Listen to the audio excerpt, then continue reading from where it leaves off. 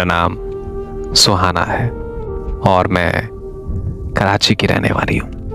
मैं अपने माँ बाप की इकलौती बेटी हूँ। अल्हम्दुलिल्लाह मैं 5 वक्त की नमाजी और तहज्जुद गुज़ार हूँ। मैं हर रोज़ रोज़े की हालत में होती हूँ। मुझे रोज़े रखना बहुत अच्छा लगता है। मैं शुरू से ही खामोश रहने वाली लड़की थी। मैंने किसी और से कभी भी कोई फालतू बात नहीं की। मैं अपने काम से काम रखने वाली लड़की थी। फिर मेरी टिकटॉक पर एक लड़के से बात हुई। उस लड़के ने मुझे जीना सिखाया, मुझे हंसना सिखाया, मुझे खुश रहना सिखाया। वो लड़का शादीशुदा है और उसकी 2 बेटियां भी हैं। मुझे पता ही नहीं चला कि कब बात करते करते मुझे उससे मोहब्बत हो गई, उसकी आदत हो गई। उस लड़के से बात करके मुझे बहुत अच्छा लगता था। मेरे घर वाले भी मेरी ये तब्दीली देखकर हैरान हो गए कि इसे अचानक से क्या हो गया है, आजकल ये इतनी खुश क्यों रहती है। मेरे बहुत रिश्ते आते थे लेकिन मैं इनकार कर देती थी। मैं अपने बाबा से कहती थी कि मुझे नहीं करनी शादी। मेरे बाबा मुझसे बहुत प्यार करते थे।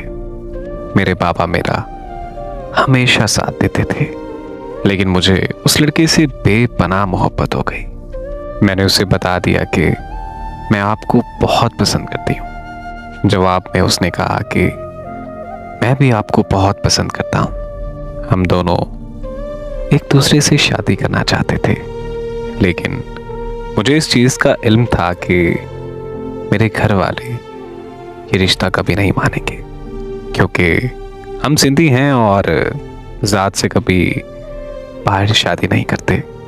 मैंने बहुत सब्र किया, लेकिन फिर एक दिन मैंने अपनी अम्मी को सब कुछ सच सच बता दिया कि मैं एक लड़के को बहुत पसंद करती हूँ और उसी से ही शादी करना चाहती हूँ। ये बात सुनकर मेरी अम्मी ने मुझे बहुत डांटा। मेरी अम्मी ने कहा कि अगर ये बात तुम्हारे पापा को पता चली तो वो तुम्हें बहुत मारेंगे। फिर एक दिन अम्मी ने भी खुद ही ये सब मेरे पापा को बता दिया। फिर एक दिन मैं अपने कमरे में नमाज पढ़ रही थी। मेरे पापा मेरे रूम में आकर बैठ गए और मेरी नमाज ख़त्म होने का इंतज़ार करने लगे।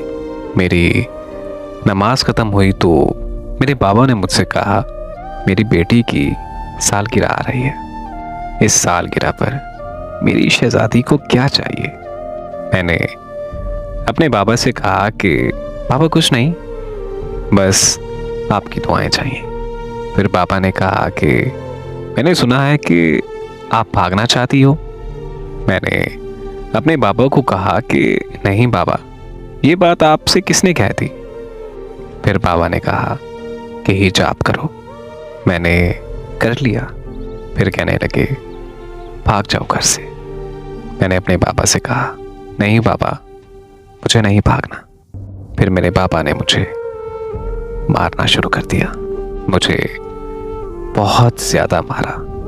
मैं अपने रूम से बाहर सहन में आ गई भागकर। फिर बाबा ने मुझे झाड़ू उठाकर एक बार फिर से मारना शुरू कर दिया। मैं अपने बाबा को ये कहती भी रही कि बाबा मैं नहीं भाग रही, मुझे मत मारिए प्लीज़, लेकिन वो मुझे मुसलसल मारते रहे और मेरी अम्मी पास खड़ी तमाशा देखती रही। मेरे पापा ने मुझे मेरे बालों से पकड़कर जोर से जमीन पर पटक दिया। उसके बाद मैं बेहोश हो गई। जब मुझे होश आया तो मेरी फ्रेंड मेरे पास बैठी थी और मेरे घर मेरी शादी की तैयारी चल रही थी। फिर 2 दिन के बाद मेरा निकाह था और फिर जिस शख्स से मेरा निकाह हुआ वो 5 बच्चों का बाप है। निकाह के फौरन बाद मेरी रुखसती कर दी गई, वो भी एक 40 साल के आदमी के साथ। उनको यह एतराज था कि वो लड़का शादीशुदा है, उसकी 2 बेटियां हैं और वो हमारी जात का भी नहीं है। लेकिन अब मुझे 5 बच्चों के बाप के साथ रुखसत कर दिया। शादी के बाद मुझे पता चला कि ये लालची लोग हैं। मेरे बाबा ने पैसे के दम पर इनको खरीद लिया। जिस शख्स के साथ मेरा निकाह हुआ, उस शख्स की हरकतें मुझे बहुत मशकूक लगती हैं। उसने मुझे बताया कि मेरी 2 बीवियां और भी हैं। मेरी एक बीवी भाग गई है मेरे बच्चों को छोड़कर। मैं तो ये हैरान हूं कि आप कैसे मान गई मुझसे शादी करने के लिए। मैंने उस शख्स से कहा कि हमारी जिंदगी के फैसले हमारे माँ बाप करते हैं। मैं इस रिश्ते से हरगिज खुश नहीं हूं, लेकिन ये मेरे पापा का फैसला है तो मैं इसे बखूबी निभाऊंगी।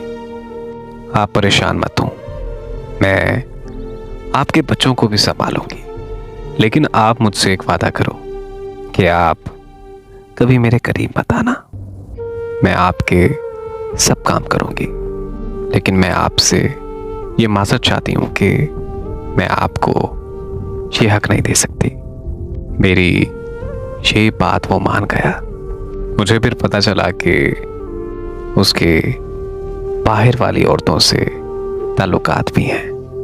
मैंने अपने बाबा को सब कुछ बताया तो मेरे पापा ने मुझे कहा कि तुम्हारे साथ बिल्कुल ठीक हो रहा है। मेरी अम्मी ने मुझे कहा कि आज के बाद हमारे घर मत आना। आज मैं आप सबसे ये पूछना चाहती हूँ, क्या किसी के माँ बाप ऐसे भी होते हैं? क्या किसी से मोहब्बत करना इतना बड़ा गुनाह है कि जिसकी एक लड़की को इतनी बड़ी सजा दी जाए? मैं कभी कभी सोचती हूँ कि खुदकुशी कर लूं। ऐसी जिंदगी से तो मौत बेहतर है। मैं आप सबसे हाथ जोड़कर गुजारिश करती हूँ कि मेरे लिए दुआ कीजिए कि मुझे सब्र आ जाए।